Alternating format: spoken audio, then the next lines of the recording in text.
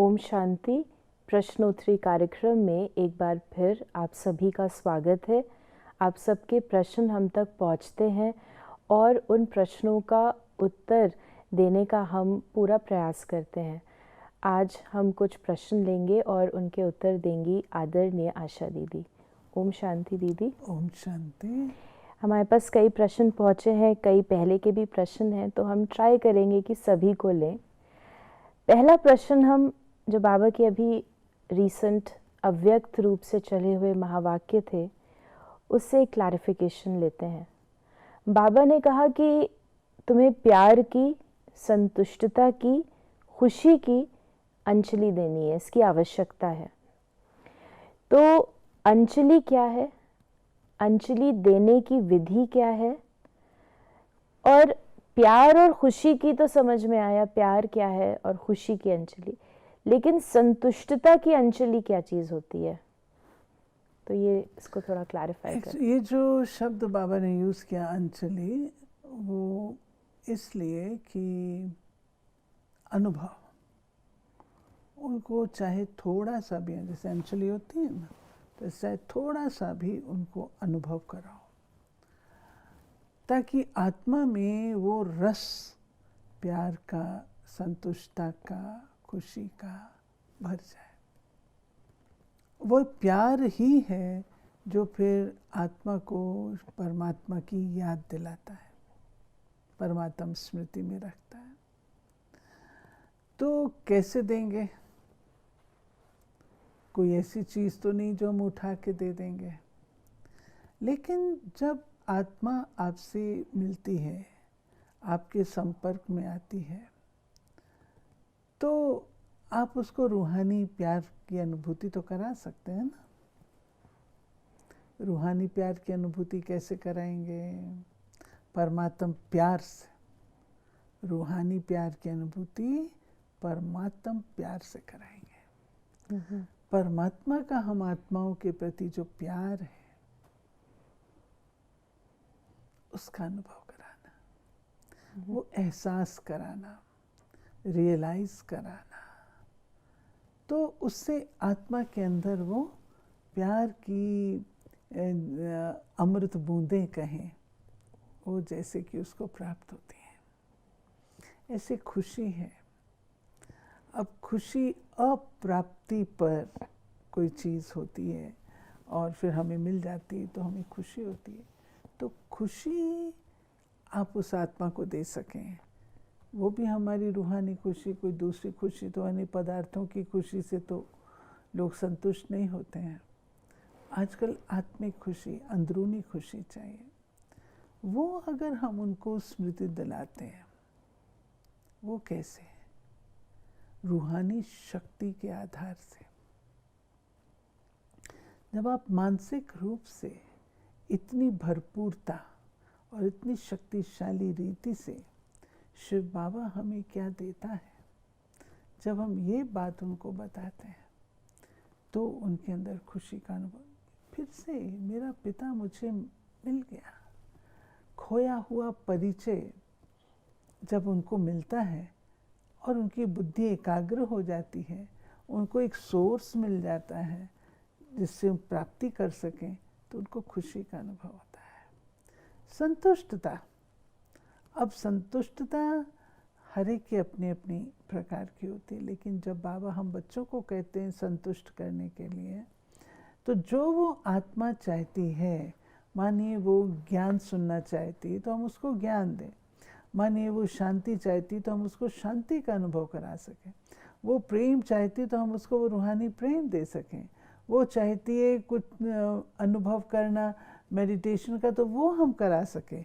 वो बाबा कहता है चाहे थोड़ा सा भी कराओ, लेकिन उनको कराओ। उसको बाबा कहता है अंजलि। यानी जो हम रियलाइजेशन दूसरी आत्मा को जो एक्सपीरियंस देते हैं उसको अंजलि का है, little bit of that realisation.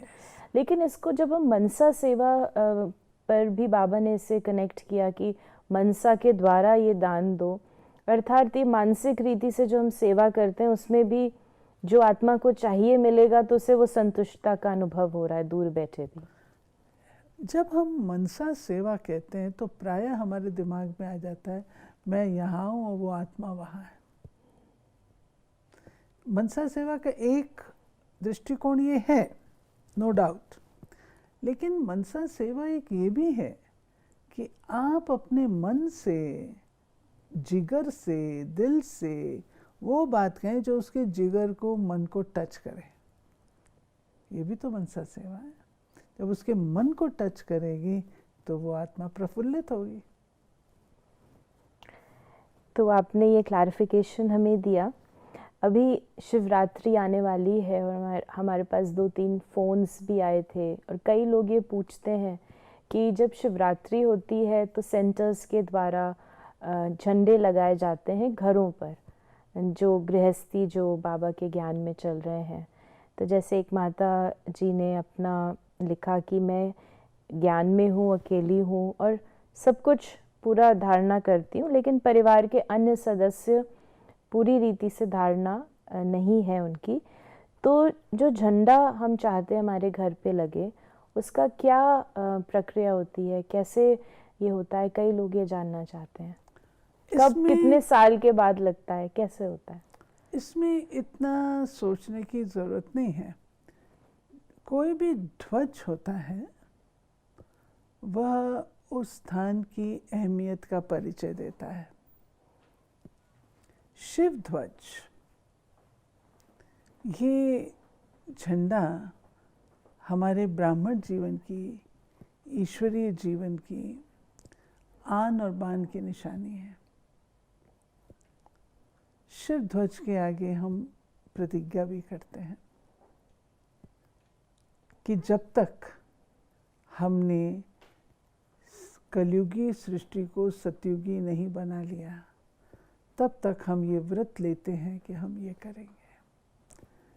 झंडा विजय की निशानी है, तो झंडे का लहराना ये अपनी प्रतिज्ञा को रिवाइज करना है।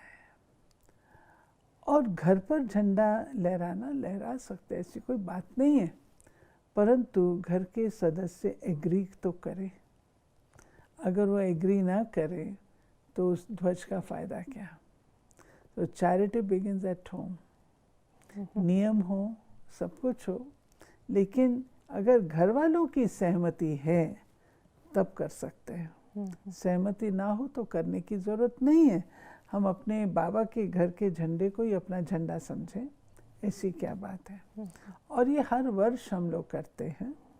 कोई नई बिल्डिंग होती है उसके उद्घाटन पर करते हैं, विशेष दिवस होता है उस पर हम करते हैं। क्यों?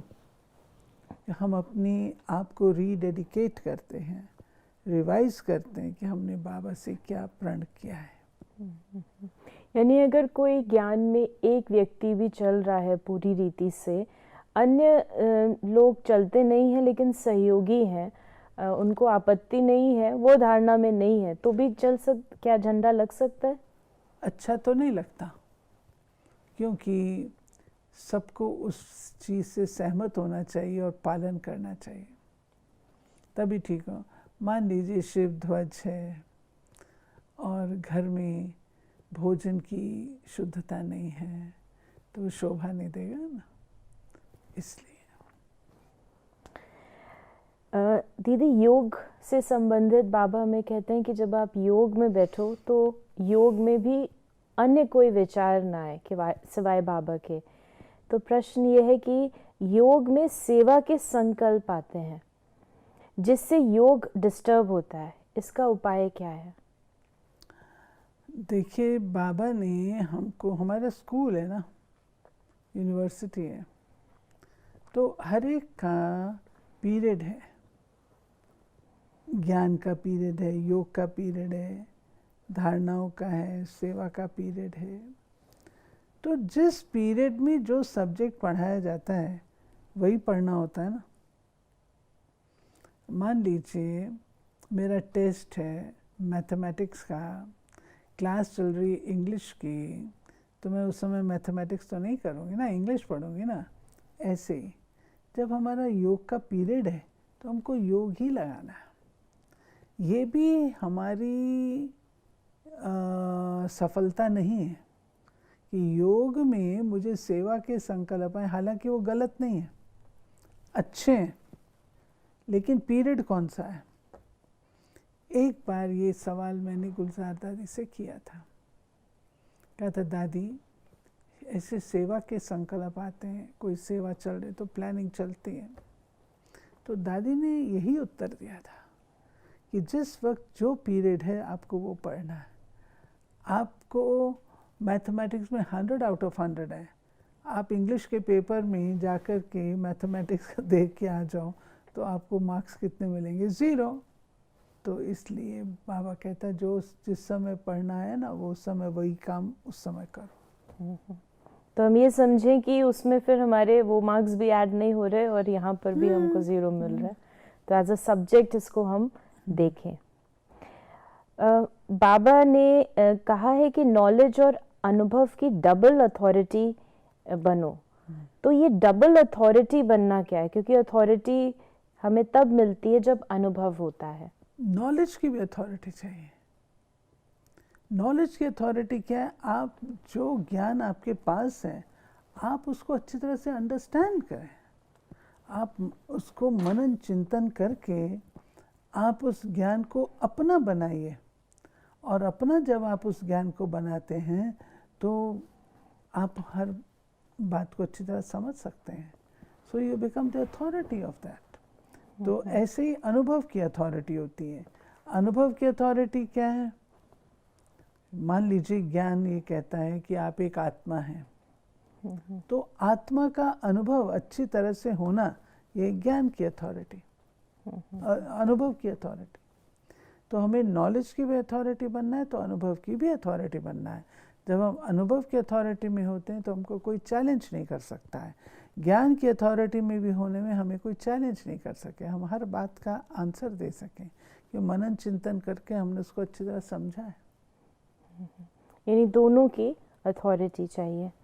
ये बाबा के 22nd की मुरली थी, तो ये एक थोड़ा सा वर्जन दिया है जिसकी एक्सप्लेनेशन चाहिए, तो मैं उसे पढ़ती हूँ।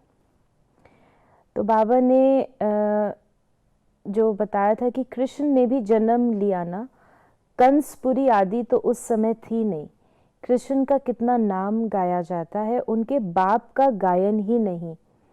उनका बाप कहाँ है, ज़रूर कृष्ण किसी का बच्चा होगा ना। कृष्ण जब जन्म लेते हैं तब थोड़े बहुत पतित भी रहते हैं। कृष्ण जब जन्म लेते हैं तो थोड़े बहुत पतित भी रहते हैं। जब वह बिल्कुल खत्म हो जाते हैं तब वह गद्दी पर बैठते हैं, अपना राज्य ले लेते हैं। तब से ही उनका संवत शुरू होता है, लक्ष्मी नारायण से ही संवत शुरू होता है। तुम पूरा हिसाब लिखते हो। इस प्रकार से बाबा ने ये बातें बताई, तो इसको थोड़ा सा स्पष्ट देखिए, जब श्री कृष्ण का जन्म होता है तो ट्रांसफॉर्मेशन पीरियड है। जन्म जब होता है उस समय सत्युगी सृष्टि का आरंभ नहीं है, यानी 111 जिसको हम कहते हैं वो नहीं। तो उस समय कुछ तो आत्माएं ऐसी रहती हैं जो कि वापस जाएंगी, ठीक है, वो ऐसी पतित विकारी नहीं होती हैं, वो नहीं होंगी। वैराग्य के कारण से वातावरण में शुद्धता होगी, क्योंकि जब विनाश होता है इतना अधिक तो मनुष्यों के मन में वैराग आता है। जैसे आपने कोरोना काल में देखा, लोगों के मन में वैराग था, और ऐसा वैराग था जो कि मन को शुद्ध करता है। लोगों का ध्यान स्पिरिचुअलिटी की तरफ गया, बहुत कुछ ये हमने अभी कोरोना काल में देखा। तो जब वो मास ट्रांसफॉर्मेशन होगा और उस समय कहीं पर कुछ, कहीं पे कुछ, कहीं पे कुछ होगा, तो लोगों के मन में नेचुरल रूप से वैराग्य की लहर होगी। वो जो वैराग्य है वो उस वातावरण को शुद्ध करता है। आत्माएं जो हैं वो पावन नहीं है, शरीर पावन नहीं है, परंतु उनकी उस समय की बुद्धि जो है वो शुद्ध होगी। तो बाबा ने जो कहा श्री कृष्ण जब जन्म लेते हैं तो उस समय पतित आत्माएं होती हैं, ये इस भाव से कहा है। और जब श्री कृष्ण बड़े हो जाते हैं और राजगद्दी पर बैठते हैं तो उस समय ये जो आत्माएं हैं वो जाएंगी और नई आत्माएं आएंगी। तो ये प्रोसेस चल रहा होता है। इसलिए बाबा ने कहा 111 जो है वो आरंभ होता है जब श्री लक्ष्मी नारायण गद्दी पर बैठते हैं। उस समय भी तो थोड़े होंगे क्योंकि उनके जो पिता हैं उनका गायन नहीं है, गद्दी पे बिठा रहे हैं, यानी थोड़ा सा कुछ समय वो ओवरलैप पीरियड होता है आने जाने का। ट्रांसफॉर्म तो इसकी एक निशानी है। शास्त्रों में बताते हैं कि श्री कृष्ण से शंकर जी मिलने आते हैं तो उनका तो रूप बड़ा दूसरे प्रकार का दिखाते हैं। तो कहते हैं बच्चा डर जाता है उनको देख के। तो अब वास्तव में श्री कृष्ण का भी डर और ये सब शंकर जी ना तो ऐसे हैं, तो एक निशानी है। निशानी बताई कि अंत में ऐसा होता है, जो विनाश एक तरफ होगा उधर से।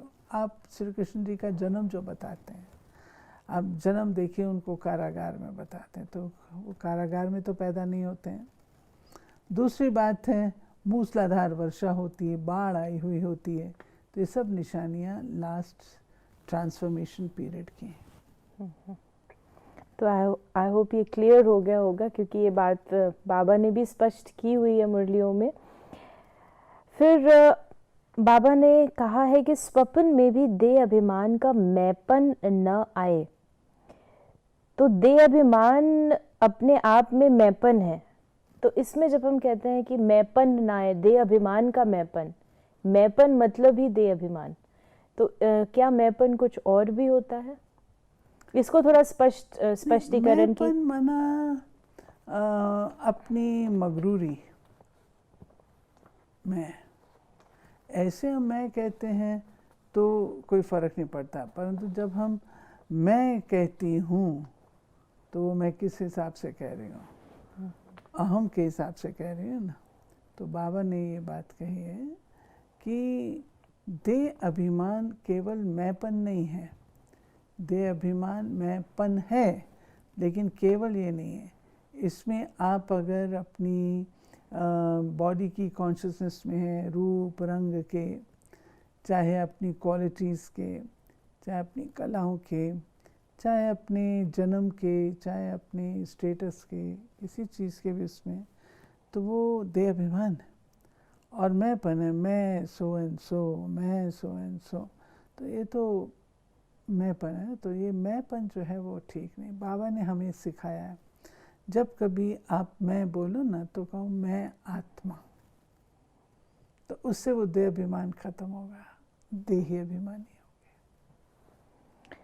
फिर एक क्वेश्चन है कि ये लिखते हैं, ये ज्ञान में नए लगते हैं कि जब अपने रिश्तेदारों के साथ होते हैं, रिलेटिव्स के साथ होते हैं, तो उनको ज्ञान की शेयरिंग करते हैं, उनको समझाने का प्रयास करते हैं, we try to persuade them, और वो लोग वही बातें करते हैं जो उनको करनी है, वही रिपीट होती है। तो आप काफ़ी कुछ कह देते हैं, ज्ञान का भी बहुत ज़्यादा, पूरा जैसे आदि मध्य अंत भी कह देते हैं, और उसके बाद फिर भारी भी हो जाते हैं क्योंकि उसका कोई रिजल्ट नहीं निकलता। तो ख़ास करके जब हमारे रिलेटिव्स होते हैं तो उनके साथ हम कौन सी what are the right things उनको बताएं और ख़ुद भी डिस्टर्ब ना हो, क्योंकि चुप रहे तो फिर बाबा कहता है चैरिटी बिगिंस एट होम, और अगर होम में कुछ बोला तो the moment you start speaking तो वहाँ से वही चीज़ें आएंगी। तो व्हाट टू डू? इसमें बाबा कहता है ये आपके साथ रहते हैं, आपको अच्छी तरह से जानते हैं, तो आपको उनके साथ में ज्ञान चर्चा कम, परंतु अपने जीवन और व्यवहार से उनके दिल को जीतना है।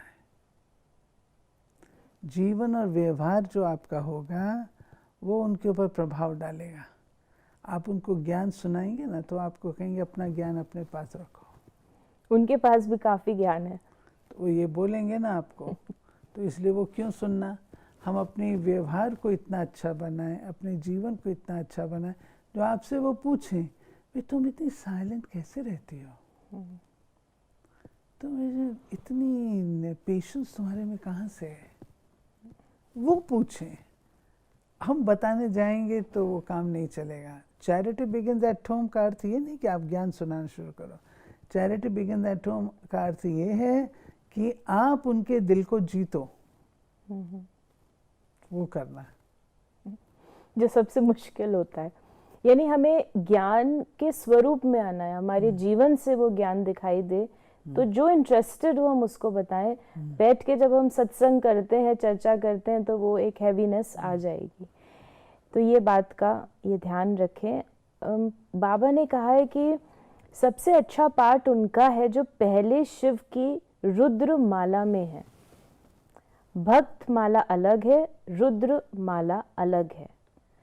तो इसको स्पष्ट करेंगे, क्योंकि जो रुद्र होती है उसमें तो सारी आत्माएं आ जाती हैं।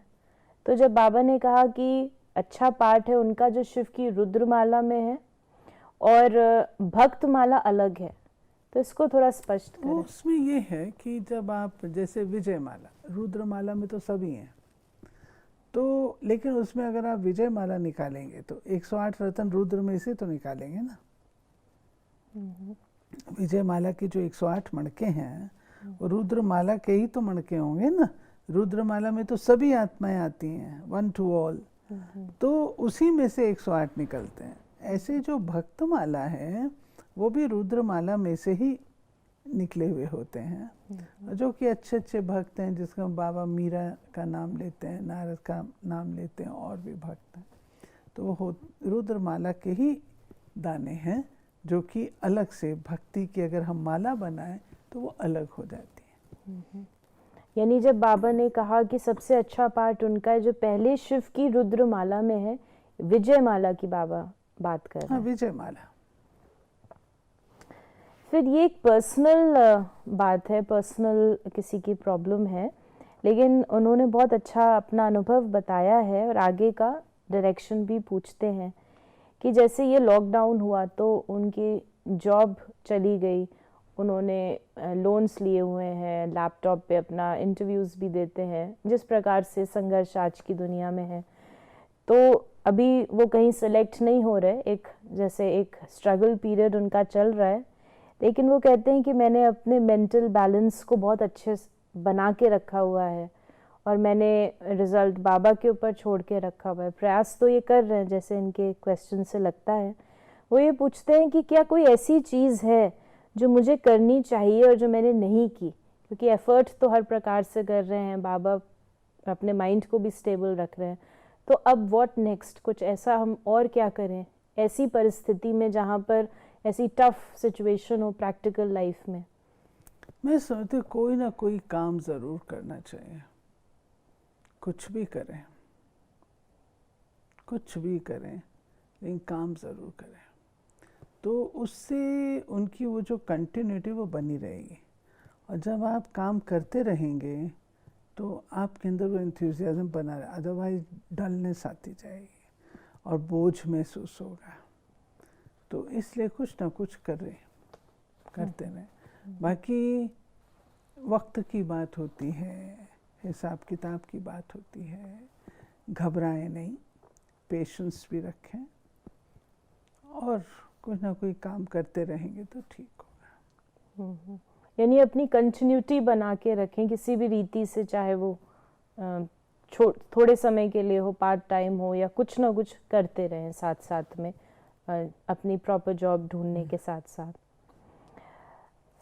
आत्मा की जब हम बुद्धि की बात करते हैं तो आत्मा की बुद्धि का आधार क्या है? जैसे कई आत्माओं की बुद्धि अलग अलग प्रकार की है, कोई तेज है, कोई मंद है। क्या ज़्यादा यूज़ करते हैं, किस प्रकार से ये बुद्धि तेज और मंद होती है?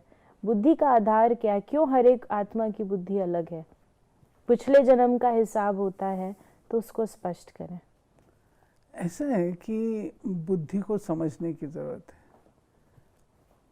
है। कई बार इंटेलिजेंस को लोग समझ लेते हैं बुद्धि। तो जो इंटेलिजेंस है वो हमारी ब्रेन के साथ कनेक्टेड है। जो बुद्धि की बात बाबा करते हैं वो हमारी सोच और समझ की शक्ति है। सोच और समझ की शक्ति हमारी उतनी अच्छी होगी जितना हमारे मन के संकल्प अच्छे होंगे, जितने संकल्प अच्छे होंगे, क्लैरिटी होगी, क्लेanलीनेस ऑफ द माइंड होगी, तो हमारी इंटेलेक्ट ठीक जजमेंट दे सकती है।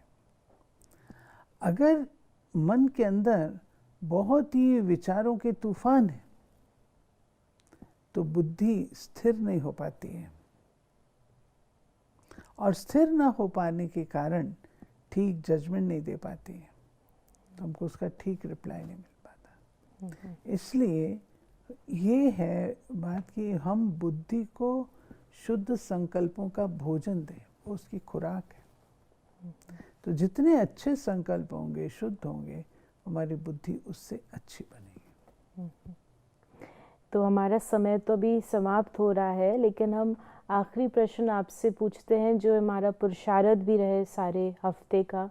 जो बाबा ने अभी लेटेस्ट, जो बाबा की अव्यक्त मुरली थी, तो बाबा ने कहा कि अपने में चेक करो कि तुम्हारे अंदर ये देह अभिमान का, इम्प्योरिटी का कोई अंश तो नहीं है जो हमको खींच रहा है। तो उसकी क्या विधि होती है? क्योंकि कहीं ना कहीं अभी हर एक के अंदर अंश है, वो संपूर्ण पवित्रता नहीं है। जो बाबा कहते हैं कि वेस्ट थॉट्स भी ना आए, वेस्ट थॉट्स भी हमारे अपवित्रता हैं। तो वो कैसे चेक करें? क्योंकि जब चेक करेंगे तो सिर्फ इम्प्योरिटी दिखेगी। तो चेक करके कैसे हम अपनी प्योरिटी, हाँ, चेंज की जो विधि है उसको आप हमें बताएं। वो पुरुषार्थ क्या रहे हमारा? देखो, जब हम चेक करते हैं ना, तो एक होता है मेरे को ये पता है ये मेरी वो है, दूसरा होता है उसका रूट कॉज को ढूंढो। चेक करके जो भी कुछ आपके अंदर गड़बड़ है उसके रूट कॉज को ढूंढो, ये क्यों है, उसकी डेप्थ में जाओ और वहाँ उसको ठीक करो। मानो मेरे अंदर कोई बात है और मैं सबको नहीं, बस आज से मैं ये नहीं करूँ, ऐसे नहीं होता है, ऐसे नहीं होता है। आपको उसको अच्छी तरह से डाइसेक्ट करके, अच्छी तरह से उसको देख के, एनालाइज करके उसकी उस कमज़ोरी को अच्छी तरह से देखिए, तब उसमें परिवर्तन आए। इसको अगर आप थोड़ा सा और एक्सप्लेन करें, क्योंकि जैसे आपने कहा दो सिनारियोज होते हैं, या तो हम बहुत दृढ़ता की, जैसे बाबा ने कहा, चाबी लगाने का प्रयास करते कि अब से ऐसा नहीं होगा, तो काफ़ी प्रेशर से आगे बढ़ते हैं, काफ़ी मोटिवेशन से। कई बार सफलता होती है, कई बार नहीं होती। या जैसे आपने कहा कि जो डाइसेक्ट करो, देखो उसको डीपली, तो क्योंकि हम ब्राह्मण हैं और तो उसका जो एक बहुत जो एक ओवरऑल एक रीज़न होता है कि देह अभिमान है, इम्प्योरिटी, हम ऐसा रीज़न बता देते हैं। तो जब आप डाइसेक्ट रीजनिंग की बात करते हैं, वो रीज़न कैसे निकालें, क्या होता है वो, उसको एग्जाम्पल से अगर बताएं। मान लीजिए आपको आकर्षण है, आत्माओं के प्रति आकर्षण है, पदार्थों के प्रति आकर्षण है। आप आज से को मैं ये नहीं, आकर्षण में नहीं जाऊंगी, ये थोड़ी होगा। आपके अंदर तो संस्कार के रूप में है, वो संस्कार इतना आसानी से तो नहीं मिट जाएगा आपका। वो क्यों है? क्या कोई अप्राप्ति है आपको? क्या आप कुछ चाहते हैं, असंतुष्ट हैं? ऐसा भी होता है, आपने देखा होगा, लोग जब टेंशन में होते हैं तो ज़्यादा खाते हैं उसको मेकअप करने के लिए। तो वो क्या चीज़ है, वो तो हर एक अपने आप जान सकता है। उसकी गहराई में जाए और अपने आप से पूछे, देखे, अपने आप से मुलाकात करें। जो हम करना नहीं चाहते हैं, लेकिन ये मुलाकात करना आवश्यक है, उससे ही परिवर्तन आता है, बात समझ में आ जाती है और व्यक्ति उसको चेंज कर देता है। यानी हमें ऑनेस्ट रहना है अपने आप से, ऑनेस्टली अपनी चेकिंग करनी है। उसको एक्सेप्ट भी करो कि ये मेरे अंदर बात है। जब एक्सेप्ट करेंगे फिर हम उससे रिजॉल्व भी कर पाएंगे। तो दीदी आपने हमें बहुत ही सुंदर रीति से ये सभी प्रश्नों के उत्तर भी दिए और हमारे पुरुषार्थ को हम कैसे ऑनेस्टली चेक करके आगे बढ़ाएं। जैसे बाबा कहता है कि अब ये समय है कि संपूर्ण पवित्रता की दुनिया आनी है, तो हम अपनी उस संपूर्ण स्थिति को प्राप्त करें। इसके लिए बहुत बहुत धन्यवाद। और यदि आपके मन में कोई प्रश्न है तो आप उससे हम तक अवश्य पहुंचाएं। आप मैसेज कर सकते हैं या व्हाट्सएप कर सकते हैं 8826599309 पर। ओम शांति।